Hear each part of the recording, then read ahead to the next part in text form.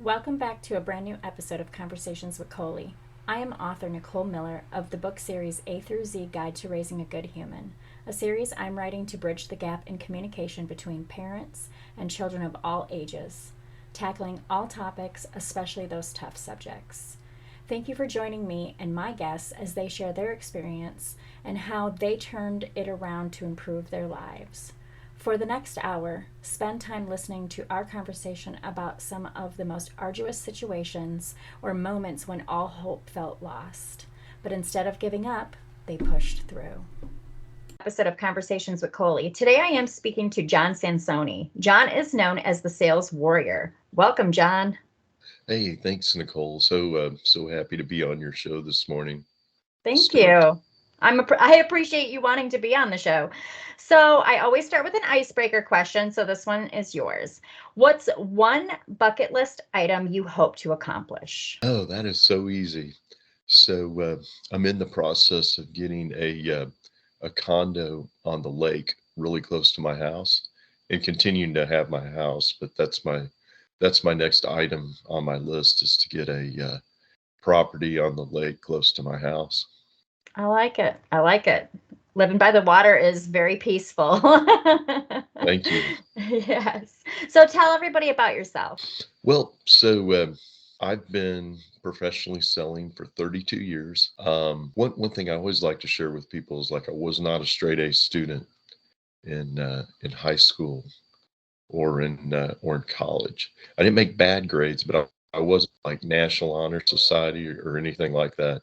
Um, but I'm a student of positive motivational attitude, and I've been in that process for over 30 years. Like I read The Power of Positive Thinking by Dr. Norman Vincent Peale when I was in third grade.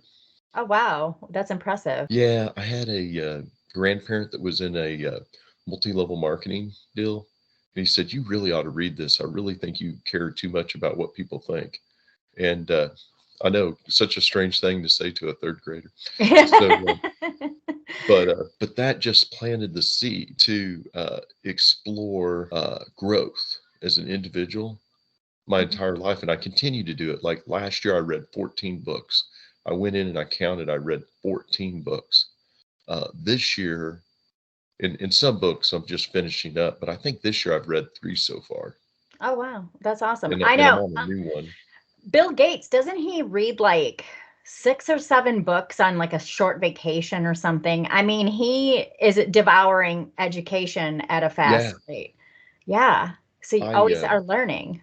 yeah, it's fantastic. I mean, I feel like it gives me so much insight when I'm problem solving and in business and in life, just because I'm constantly getting new knowledge Mm-hmm. Mm-hmm. in all different kinds of areas too. Like, Yeah. you know, it's intriguing, but I would encourage people to get inspired by things all around you because they're there. You just need to be open and aware of what's going on around you, and you can get inspired. So talk about your work and how you came to a mental health situation with that work. Well, so when you're in sales, it's constant rejection. Mm-hmm. It's like a lot of people think of the unknown, like you're constantly dealing with the unknown, and the unknown is scary. Because your And income is unknown, correct? yeah, You were commission based. oh yeah, Mm-hmm. and everything's unknown. The only thing you can really work on is your own self-esteem. That's the only thing you can know. That's why I always encourage people, and this is something I've done for years, is put together 10 things that you're really proud of and jazz you.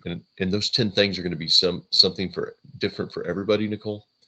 But if you do it, then when you walk into a sales meeting or when you walk into a business meeting, uh, you have a tough problem in life, you know who's in the room with you. It's you and all your accomplishments. It's not just you by yourself. And Yep. it's so important to build yourself up. Yeah, absolutely. So, talk about what being in sales for so long did to your mental health. Well, I had to grow as an individual. Um, there's a term in psychology, it's called lizard thinking. Are you familiar with it? I've heard the term, but I'm not real familiar. Okay. No. That's how most of us are wired. We are wired to go outside. If it's cold, we're cold. And if we go outside, it's hot, we're hot. Just like a lizard, we're a product of our environment. In sales, you can't be a product of your environment because you're constantly getting negativity. So, so you got to be like vision oriented. Like I'm gonna do X amount of business this month, this quarter, this year, and then you got to be aware of what's going on around you, and you got to make it happen, and you got to be available mentally for the opportunities. And you can't be lizard thinking. You have to be a positive motivational attitude. Uh, I always use Evil Knievel as an example of positive motivational attitude. I don't know if you've ever watched him on YouTube or whatever when he jumps the cars and such. So I remember watching him as a kid on yeah, TV. Like I would see glimpses of him. I think on the news. I didn't he do the Grand Canyon or was that his kid? that was his son. Yeah, that was pretty Okay. amazing. Yeah. But the thing about like what he did, his motorcycles weighed about 400, 500 pounds. Unreal. Like with him on it, the motorcycle's 400. With him on it, we're talking over 500 pounds. Hmm. And literally, he had to get on a ramp and get to about 80 or 90 miles an hour on a motorcycle and just jump. And that's life, man. Yeah. And that's sales.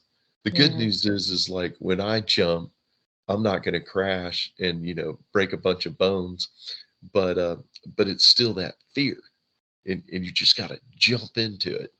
Um, and that's everybody. I mean, everybody's going to face fear, and Hmm. it's how you handle fear of whether you're going to be successful or not. And what about the ebbs and the flows of sales? Because in sales, it's very uncertain. There are ebbs Yeah. and there are flows. Do you want to talk about that a little bit? Well, you got to constantly be looking at what's next. And like the way I work is I do a lot of prospecting. So I never, hardly ever have a bad month or a bad quarter because I prospect constantly. And then what I do is I do my follow-ups on typically Wednesday for the business that's really hot, and then Friday for the business that I just have to like do customer service on and really close it well. Hmm. Um, because I think in business, the more you wow your customers, the easier it is. Hmm.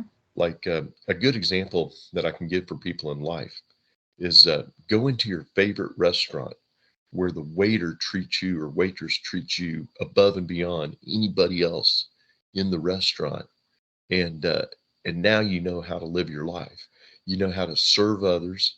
You know how to focus not just on your own needs but other people's needs.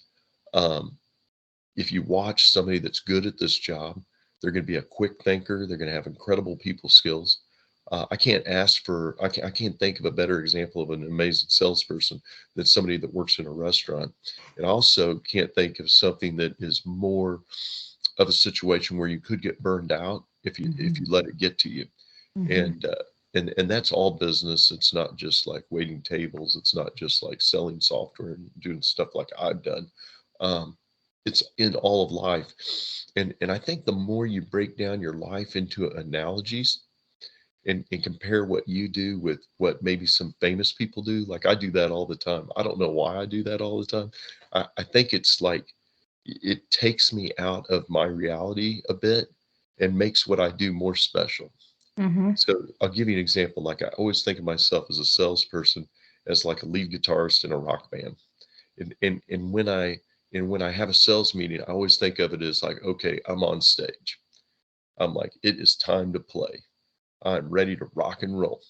And I know I don't. I can't even really play any guitar, but it's a way to inspire yourself to do more Hmm. and say stuff to yourself. And the way you talk about yourself is so important. So if you call yourself a rock star, uh, man, I'm a rock star. And and like I do this all the time. Like if I don't get the result that I want to get, I congratulate myself for doing the actions that get the good results. Like I'm like, hey, you know what? I can't make that individual buy from me, but by God, I did a great job. Hmm. And if I lose a customer, I always do a gut check and I look at, well, did I do a great job? Yeah, Hmm. I did a great job. And I can always feel good about doing a great job. Yeah. And Yeah. You and I think very similarly. I wrote what I call the order of service for serving people and guaranteeing yourself 25% tips almost every time. And awesome. treating people like they're rock stars, giving them an experience over feeding their bellies. And so you are resonating with me wholeheartedly because that's exactly how I approached my Okay, cool. what looked like to everyone else menial job. Hey, Zig Ziglar says there's no such thing as a small job. They're just small people. Right, exactly. And he's absolutely correct. Yeah, the other thing I think is really helpful when we talk about like job burnout is the more you're not so much into your job, but you're into your life, and Yeah. and your job gets you what you want out of life. And if you think about your life or your job as a game, it becomes more fun. Hmm. Like everybody likes to play a game, and and the more you make your life more like a game, the more fun it is. Like, Hmm. especially when you have something you don't want to do, either in work or in life, you always put a carrot in front of yourself. Hmm. Like this show on Netflix that I really, really want to watch. Well, after I fold this basket of laundry, I'm going to watch that show. Or better yet, while I watch that show, I'm going to fold the basket of laundry. So, and you find yourself getting more and more done Hmm. because you're constantly making it more fun for yourself. Do for yourself what others won't do for you. Um, and you'll have a wonderful life. And it's And then, empowering. It's yes, empowering. yes, Yes. yes. And speak positively about everything you do. Be honest with yourself, of course, but also speak positive. Like that's one thing that I've learned from third grade on is the power of positive thinking and the power of speaking it into existence. So wonderful. Hmm. Yeah, a lot of people kind of they either accept manifestation or they scoff at it. Do you have an opinion on manifesting and if it's important in sales, important in life, and if you Absolutely. resonate with that? Absolutely. Manifestation, I can talk a lot about.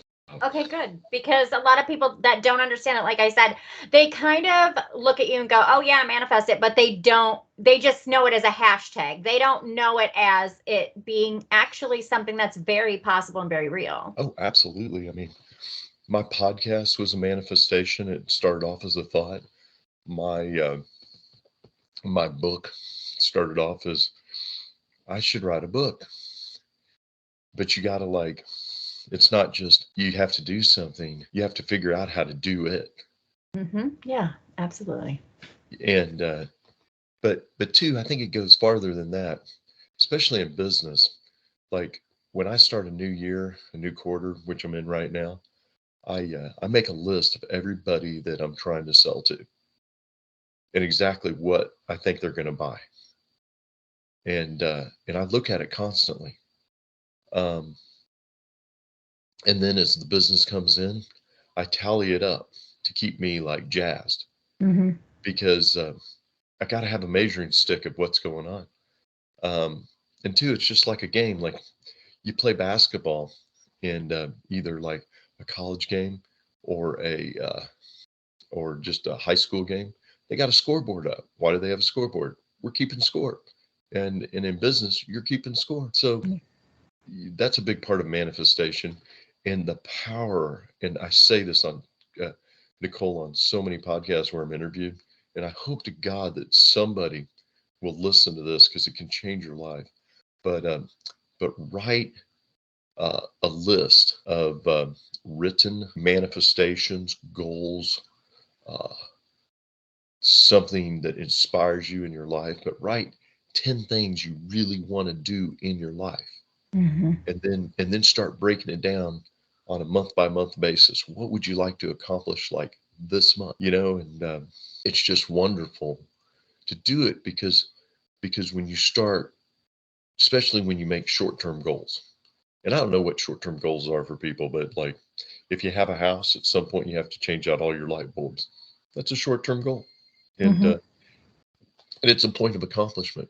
Mm-hmm. So little things like that can jazz you and make you feel like you're moving forward in life. Mm-hmm. That's the other thing. Like celebrate the little wins Yeah. and have gratitude for like what's going on in your life. Like Yeah. most people don't. Yeah. And I think a lot of them don't see it because they're not present. Yeah, they're not present. Yeah, I agree. Yeah. Uh, most people aren't present. They're either locked into the past or worried about the future, but they're Yeah. not living in the day. Yeah. And, 100%. And then and they don't recognize yeah, everything that is possible for them, really. and that's where you get your insight is living in the moment. You can't be observant of what's going on around you and analytical of what's going on around you and have a greater appreciation for what's going on around you if you're worried about the past or scared about the future. You Yeah. can't live in the present. And if you can't live in the present, you're not living. That's 100% the truth. You and I are resonating very well with each other. I am on all your levels right now. Oh, awesome, Nicole. 100%. That's cool. Yeah. So let's talk a bit about recognizing burnout, because I think sometimes when we're burnt out, we don't see it. So maybe somebody's out there and they're just hating going to work and hating everything about life. How can they recognize that they are indeed burnt out? It's not the world, it's their mindset. Okay. Well, and I'm not going to know what everybody does for a living, Right. but sometimes if you're burned out, you know, it's kind of like sometimes you have a cold, but sometimes you have cancer, Mm-hmm. and so there's no way to know like what level of burnout somebody's in. Right. And I always mention this because I'm not a mental health professional and don't claim to be. Mm-hmm. But truly that, you know, there's a 1-800 suicide hotline if you need to talk to somebody. Uh, in your community, there's going to be free mental health that's available to you. Um, you know, talk to a friend, talk to somebody who knows you. Don't, don't leave this world because you don't understand, don't leave this world because you think there's nothing left for you. Go Or get this help. moment is bad, because we're all going to find those little bad moments, but we can get past Absolutely. them. Yeah. Yeah, absolutely. But how you recognize it is it's like a party you don't want to go to. You're not excited to get up and go to work. That's a good example. Mm-hmm. If you start work on Monday and on Sunday you're getting a sick feeling in your stomach, you're probably burned out. If you're telling your friends you're burned out, you're probably burned out. I sound like Jeff Foxworthy, um, but uh, but most people, you just got to be honest with yourself. If you're burned out, like quite honestly, in what I do, I'm in professional consulting. I got burned out really badly about 9 years ago, and I've been in professional sales for 32 years. So I got really burned out, and speaking to the same customers year after year after year about the same stuff. I could almost tell you what the conversation was going to be before we had our meeting. That's how that's how Yeah. much. And so what I did was I went about and I actually approached the business unit and said, hey, I'm going to bring on a whole bunch of new clients. And then I got out a piece of paper and I said, this is what my new client's going to be like. And I was very specific. I was like, my new client's going to be this, this, this, this, this, this, this. We're talking about manifestation. Then I went out and found those people, those Yeah. clients, and then I've hired people who I've taught to do the same thing that I did for my business. Mm-hmm. So I've duplicated myself as well, which when you talk about wealth creation, so important to duplicate yourself. Yeah. You can't be you can be successful, but you can't be super successful if you haven't duplicated yourself. Yeah, that's a fact. I think a lot of people kind of see themselves as, if I delegate it, I'm not gonna get the credit. It almost feels like, Yeah. so they take it all on themselves and then burnout happens. Yes. Yeah. Yes. And being part of a team, it's hard to be burned out when you're part of a team. Yeah, because you just delegate a little bit to everyone and everyone's happy and it can be fun. Absolutely. And something else that helps with burnout, and I think about this a lot. Everybody, as we get older, you need to have a friend that's 10 years younger than you. Yeah. And maybe 10 years older too. So Oh, it's, absolutely. yeah. Yeah. So you can all compare notes and you go, okay, okay. Yeah, absolutely. I'm sitting there trying to think. I can't remember. I'm thinking like, how old was I? But I think I was in my 40s, maybe. Uh, and I had two friends of mine that would come over almost every weekend and drink beer with me that were in their 60s. Yeah. And we had a blast. And I learned so much from them. Yeah. And it was like, two drunk uncles. Yeah, and they teach you stuff. Yes, I So, love that. but yeah, it's so powerful to bring new people into your life, um, and particularly younger people, because there's just something to be gained, that youthful uncertainty, and then you can be there from them, and then they can teach you things that you're not going to know because of the age difference. Yeah. So I am a big believer in like make new friends, and it's really nice to make a friend that's 10 years younger than you. People that are also in your pocket too. You want to have friends that are like your same age, and older friends. I agree with that as well. But when you think about burnout, like one of the ways I don't get burned out is I constantly share with the younger people how I Yeah. do things. And Hmm. so then it's not just making money, it's not just making a sell. I feel like in some small way, I am able to encourage the youth to be successful. Hmm. And that's why I'm a motivational speaker, because uh, having any level of success without having any way to share it is not true success. Hmm. Hmm. Like, Yeah, I agree with connecting with the young too, because their insights can help evolve your way of thinking oh too. yeah, I've learned a lot from younger people. Same, same. And a lot of them, I'm like, dude, where'd you get all that insight? Right. I'm gonna ride with what you're doing. Yeah. Yeah. There's so much to be gained from, you know, and again, it's about being in the moment, and being present, Hmm. and So if somebody's burnt out, what is step number one for them to change it so that they can start feeling fulfilled again in their life, in their career? I think it's really important that everybody understands themselves. Mhm. And if they're truly burned out, they got to ask themselves why. You got to ask yourself good questions. So, why am I burned out? Like, I knew why I was burned out, because I was like, oh my God, we just had Groundhog Day. I just thought, God, I am definitely in Groundhog Day. I mean, I am doing the same thing that I've done for over 10 years. And I don't even have to think about it barely anymore. And and I'm like, well, and then you got to ask yourself a good question. Okay, well, I'm honest with myself. I am burned out. What's going to make me happy? And that's Mhm. a great thing for everybody to ask themselves. Like, what would make me happier? What can I do right now to make me happier? And then get out a list and create a vision for if you're burned out. What if you weren't burned out? What would your life be like? And Mhm. when you start asking yourself good questions, you're starting to take control of your life. Even even if in the moment you really don't have the material means to do anything about your life. And that was me when I was 22 years old.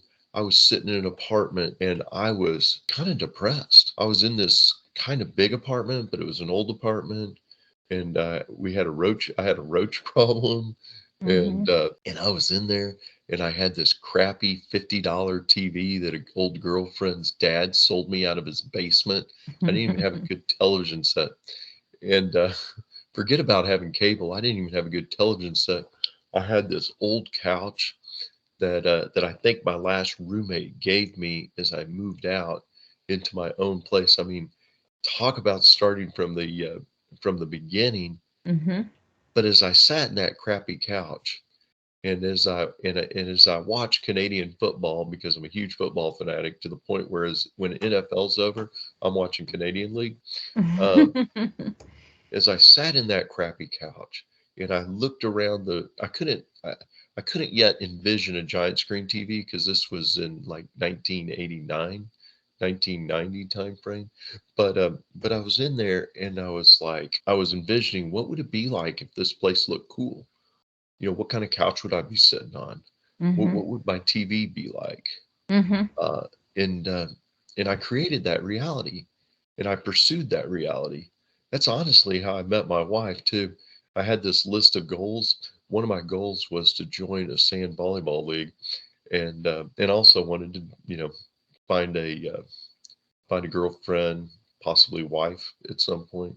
And my wife approached me with her business card and said, "Hey, call me. We're looking for guys for our sand volleyball league." And I was like, "Oh my God, that is so strange." Like Right. it's, you know, and at the time, Nicole, I didn't think that my wife and I, like my future wife, Yeah. I didn't even think I wanted to be like boyfriend, girlfriend. I just thought that I saw she had like six girlfriends, and that's all I saw. I was like, "Yeah, I'll be on your sand Yeah, no volleyball league." problem. No problem. Yeah, you got to be open. You can't let fear get in your way. Yeah. Um, but yeah, I mean, people got to be honest with themselves. Getting back to being burned out, you got to be honest with yourself. You know, it probably helps to have a friend group, people Yeah. you can talk to, bounce things Common, off of. yeah, somebody who's, like-minded, but Yes, positive-minded, not ones that are gonna make you play into the, woe is me. absolutely. Yes. Stay away from those people. Yes. Yes, 100%. So I tell had a us lunch group about, that I had to leave because of that. did you Like, really? yeah, Yeah. they kept bringing me down on a day-to-day basis, and I just thought, you know what? I'd much rather read a book at lunch. Yeah. Um, And if you're at a lunch group, I mean, that's something that you choose to go to. So why would you choose to be made to feel lesser than? and it's just like I get that people get upset about stuff, and I do too.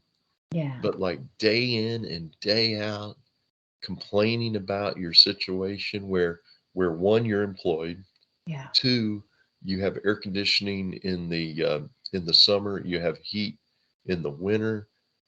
You know, hardly anybody I've done work with came from a bad background, like, you know, where they were so poor they didn't know they were going to eat one day or not. Right. Um, most Americans don't ever experience that.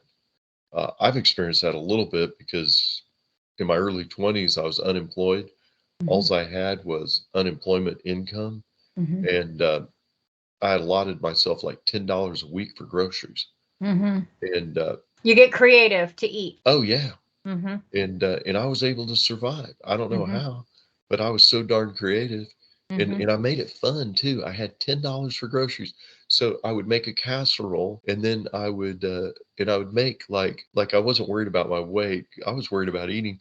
So so I would make like pies and cakes, and so I explored my creative side on like next to no money. Right. And you can eat that because you're not engorging yourself on a starter, a main, and then a dessert. You are only surviving on dessert. Oh yeah, I had no. I mean, think at $10. Like, Yes. I was eating the same thing every single day. I can You have to make remember it fun. what's that?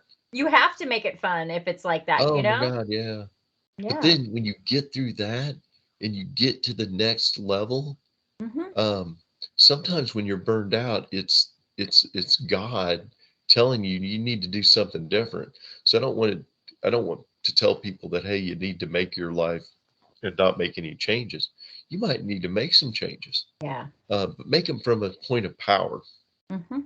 Mhm. And Don't they can ever be simple changes. Simple changes can really drastically change your life. I agree. Like when I'm working, because I work from home now, um, this sounds really strange probably to a lot of people, but like as I'm sitting and I'm a little like, if I just change my posture a little bit and sit a little bit different, it changes my outlook sometimes. It Mhm. sounds strange, but it does. Mhm. Sure. Tell us about being the sales warrior. Well, so the Sales Warrior was a vision that I put together really to just share with the universe what I think authentic selling is. And I think what authentic selling is a lot different than what a lot of people teach. Like, I'm more about the connection with the client and the customer Mm-hmm. and really understanding what the customer wants and having a respect for what the customer wants. And while doing that, I like to drip on why the customer should like me. Mm-hmm. And the reason because people can pretty much buy what anybody has to sell from anybody. Mm-hmm. Like if you're in sales or business and you're under the misconception that what you have is not available from five competitors, then you're not living in the real world. Right. Now, it might not be exactly like what you have, but it would fill the need. Mm-hmm. And what would be an example? Well, if you think about cars, so if you're selling Toyotas or you're selling Kias or you're selling Chevrolets, and you're like, well, Kia doesn't have such and such and so and so. Well, if the customer doesn't like you, it's highly unlikely they're going to buy from you. I Right. don't care how cheap your car is. I don't care what the warranty is. People buy from people, and that's what I teach in the Sales Warrior. It's also an attitude. It's an attitude of, like, if you ever look at the front cover of my book, it's a military officer, and he has a phone, and he's like this, and he's like screaming into it, and uh, and that's kind of the intensity you have to get a meeting. Mm-hmm. You know, like that's and it doesn't mean you have to scream at a client or a prospect, but it's more the feeling and the intensity Mm-hmm. that you have to make it happen. Yeah. Because it's like the guy in the NFL that has to kick the extra point. That's a lot like what sales is. You got to be there in the moment, and you got to kick that ball as hard as you can, as straight as you can, through the uprights with everybody screaming. And so you got to be focused. Yeah, and the pressure is on. And sometimes And the the pressure pressure's is on, right? our own incomes, Yeah. Exactly. One Exactly. But 100%. Nicole, the more you make it a game, and the more you prospect and the more you get a system down, the less you are worried about having a bad month, a bad quarter, and a bad year. Yeah. Yeah, you do end up hitting the stride once the confidence comes and the rewards just follow. So Yeah. it does just become the way of life and the way you conduct yourself and the way you show up. I know that that's how it was for me when I started developing how am I going to make the top most tips that I can with this small amount of things on this here menu that cost no more than $12. How am I going to live the lifestyle I want I love with it. that? And I did it, and I did it successfully. And Good for you. yeah. That's awesome. And it's all about the mindset, the way you look at it. I would have people say to me when I said, this is my career, they would say, serving a waitress is a career now? Maybe. Why not? Hey, you know what? It's all good Yeah. because there's some wonderful ways to make a living. Mhm. Um, yeah, you can make a career out of being some of the things I learned when I was a waiter still serves me today. Mhm. Um, like the persona that I had to create, like we all live in characters. Mhm. And the character that I use on a day-to-day basis in my professional business is the same character that I developed at 16 waiting tables at a breakfast place. Yeah. And Yes. our meals were like $5 a pop. Yeah, You know, exactly. So you know exactly what I'm talking about. And that's the whole thing. Those are the things that mold you. Those are the things that carry you on your journey of whatever it might be. So do you teach classes, John?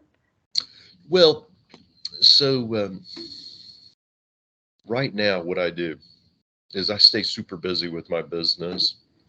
And so at some point, I probably will do. I have done that for some sales groups, what have you. Um, and at some point, I might do some one-on-one teaching as well. I've done some of that in the past. I honestly, I don't need the money. Mm-hmm. And primarily I'm focused on my book. So Mm-hmm. if people want to get my book, it's just out on Amazon. It's Mm-hmm. called Saleswarrior. And if Mm-hmm. they need to get a hold of me and stay in touch with me, because who knows what this vision is going to bring. I thought about doing an online class. Um, Yeah. And so online classes are where it's at, especially when you have yeah, good nuggets of information like you have. our website is saleswarriorinspire.com. I just love, being a motivational speaker. Mm-hmm. I just love it. Um, it just jazzes me. I can remember even when I was in my really difficult times in software business, that's the most relentless business because you could spend your day literally not talking to anybody, sending a ton of emails, talking to a lot of voicemails, um, and then it starts coming back to you. So like the people that you left voicemails for call you back, and then boom, you got to be in the moment Mm-hmm. and ready to get out there and get their attention so that you can manifest business. And but the reason I bring it up is many times in my early 20s and early 30s, one of the ways I motivated myself was saying that, hey, one day what I'm learning, I can share with the world. Mm-hmm. Like I could be a motivational speaker like a Zig Ziglar. Can't do it now per se, just because I'm in the zone. I got two kids to put through college. I'm like, it's Yeah. not that I couldn't make money doing it, but I'm just like, I'm so into this paradigm and this paradigm works for me. Mm-hmm. So I don't want to jump out of this paradigm. And But when you do, it's there. yeah, I Yeah. think sky's going to be the limit. I mean, I Mm-hmm. just really enjoy inspiring people. I feel like, God has a plan for all of us, right? And in some respects, we don't get to choose it. Like, I don't get to choose whether I'm a good singer or not. I don't get to choose whether I have the dexterity to play electric guitar, uh, which I don't. Uh, Me neither. but, but, God has uh, given me the ability to be a good orator, has given me an amazing memory to bring up things that have happened in my life or I've read in books that can really benefit people. Yeah. And that's something I read a lot, Nicole. So I always inspire people to start reading biographies about famous people Yeah. because because you can get so much insight and you don't know like what you're going to read. It's going to really inspire you in obstacles that you're going to have in your life. Mm-hmm. Yeah, absolutely. I read the biography of Edison, Ford, and I can't remember who the third one was because I read a lot of biography books, but I Oh, got to nice. read I got to read and see for myself in my new way of thinking like, oh, so Thomas Edison tried, failed, tried, failed, tried, failed, succeeded. Look, we have lights. Yeah, yeah, that's great.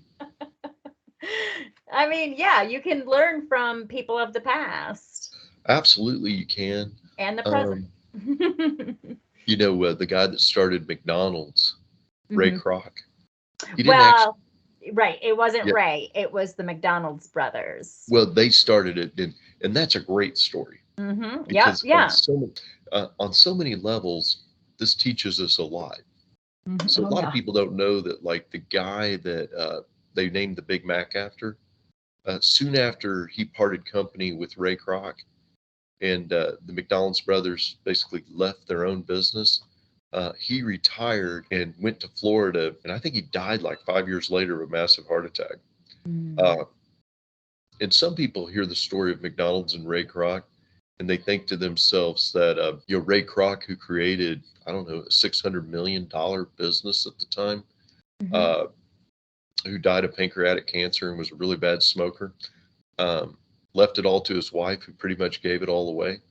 uh, that he was the success. He was the business success. I don't think of Ray Kroc as being a life success, and people might argue with me on that. But I look at the McDonald's brothers who put together these ideas Mm-hmm. that are still used today Mm-hmm. Mm-hmm. in the McDonald's restaurants, and they got to retire each of them on $1.5 million. Yeah. And back then, when they got that money, that was like getting $7 million. Right. Right. So And it was for the concept of the speedy service. yeah, Yeah. Ray and Kroc then yeah, developed it into a real estate franchising deal. that's true. You Yep. got it. Yeah, Yep. Yep. yeah. Yep. That was genius on his Mm-hmm. attorney and his part to start not allowing the franchisees to own the real estate, and basically having them buy the real estate, and then the hamburger business created the rental income Mm-hmm. and the franchise fees. But truly, what made McDonald's so wealthy was the real estate. Mm-hmm. Absolutely. Absolutely. Jon, I could talk to you all morning. I really could. Because I love talking about this kind of stuff. Yeah, me too. I'm all about business. I'm all about, all of everything that we're talking about Good for you, today. Nicole. So talk about your podcast a bit so Oh people yeah. can follow more of you.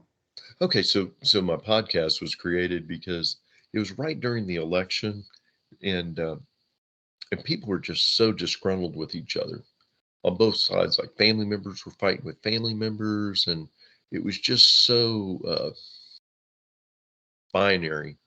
You're either on this side or you're on that side, and people were butting heads. And I just said, you know what? This is the first thing I said. Well, actually, it all started because of Brendan Bouchard. So I attended one of Brendan Bouchard's motivational events, and he said, you need to write a book, you need to create a master class, and you need to have a way to grow your audience. And I thought, podcast. So Mm-hmm. that's the term podcast hit me. I was like, I'm gonna have my own podcast. And I'd already been interviewed on a bunch of people's podcasts, and I'm like, there's more to me than being in professional sales. Like, I'm funny and I have a lot of funny stories and what have you. So I'm like, and this is a way to bring joy to the world. It doesn't cost anything, as John Belushi would say in Animal House. Yeah. And you and then the whole thing, it just kept like bubbling up and bubbling up. And then you talk about manifestation. I was walking my dog and I was thinking, okay, it's going to be comedy. And then I had to have a gut check. I'm like, I think I'm funny, but am I really funny? I mean, I'm not a professional comedian. I Right. don't go on stage and tell jokes. Right. I can tell a good story though. And I have a lot of really good stories. And so then my marketing mind hit me and I'm like, okay, so it's going to be comedy. We've decided that. I'm going to let people come on and get interviewed by me. Then they can advertise whatever they want on my show. I'll advertise my book on my show, my motivational business. And then it got born out of there. And I'm like, the 80s. Everybody's nostalgic about the 80s. When we were kids, people were nostalgic about the 50s and the 60s. Like Yes. the 70s sitcoms were based upon the 50s and the 60s, and primarily the 50s. The 60s were actually, like, for a while, we acted like they didn't happen. Yeah. Like, I can't ever remember a sitcom where, they're talking about John F. Kennedy or anything like Right. that. But we did have Happy Days, Laverne and Shirley. Wonder Years, I think later, because didn't they talk about it a little bit? Maybe so. Yeah. I started But getting so busy in my life, I didn't know what the sitcoms were, but yeah. people are always nostalgic for the past, and people Yeah. have a lot of nostalgia about the 80s, and I'm like, okay. And then I'm an Alice Cooper fan. I actually have my Alice I Cooper see shirt on. that. I was going to compliment you. One of my Oh, thank you. first favorite videos that I ever saw. Remember when they used to play videos like at midnight on a Friday? Oh, yeah. Okay, Yeah. my favorite first video was Alice Cooper's Poison. I freaking loved that video. That's a I good one. lived for that. I lived for that. So if you go out on YouTube and put in MTV 80s videos, and you'll be amazed how many videos are out there. I know. I love it. It's pretty cool. Okay, so more about my podcast. Yes. So so then I started writing all these stories that I had, real stories that I had. I gained a female co-host. I since now don't have a female co-host.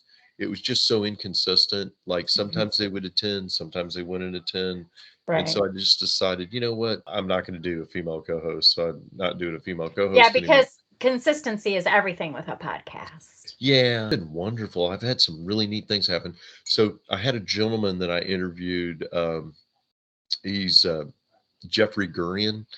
He is an author, a Mhm. best-selling author on Amazon. He also used to write jokes for Rodney Dangerfield. I Oh, interviewed him. cool. That's I, inter- fun.